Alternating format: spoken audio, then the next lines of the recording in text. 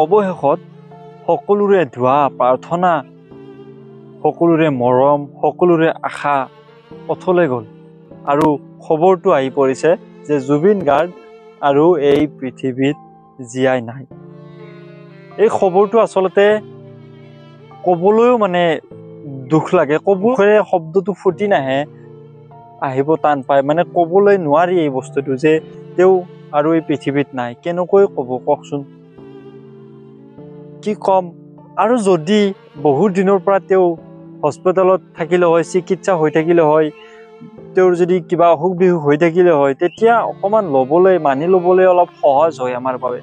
কিন্তু একো অসুখ বিসুখ নাই, একো গম পোৱা নাই ৰাইজে, অসমবাসী ৰাইজে।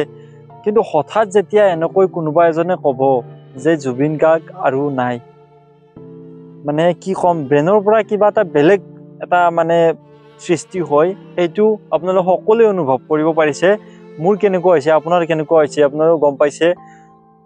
বহুত বেছি দুখ লাগিছে আৰু যেতিয়া খবৰটো পাইছোঁ গাৰ নোম মানে শিয়ৰি উঠিছে আৰু মানে তেওঁৰ বিষয়ে ক'বলৈ একো ভাষা নাই, কাৰণ তেওঁ আমাৰ অসমৰ সম্পদ। আজি যদি আমি কিবা এটা পৰিচয় দিব লাগে, কিবা এটা ক'ব লাগে, আমি জুবিন গাৰ্গৰ নামেৰে পৰিচয় দিওঁ আমাৰ অসমৰ কথা কিবা ক'বলৈ গ'লে।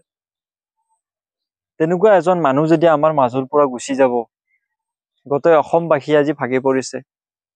আৰু জুবিন গাৰ্গৰ শেষ ইচ্ছা এখন ষ্টেজ প্ৰগ্ৰেমত কৈছিল যে জুবিন গাৰ্গক মৃত্যু হোৱাৰ পিছতো এই গানটো বাজিব লাগিব।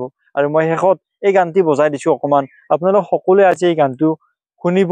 গোটেই ছ'চিয়েল মিডিয়াত আজি মই বিচাৰোঁ, আৰু এনেও জুবিন গাৰ্গৰ কাৰণে কমচে কম এই গানটো আজি এবাৰ হ'লেও শুনিব, কাৰণ তেওঁ নিজে কৈ থৈ গৈছে যে মোৰ শেষ ইচ্ছা, মোৰ মৃত্যু হ'লেও এই গানটো বাজিব লাগিব।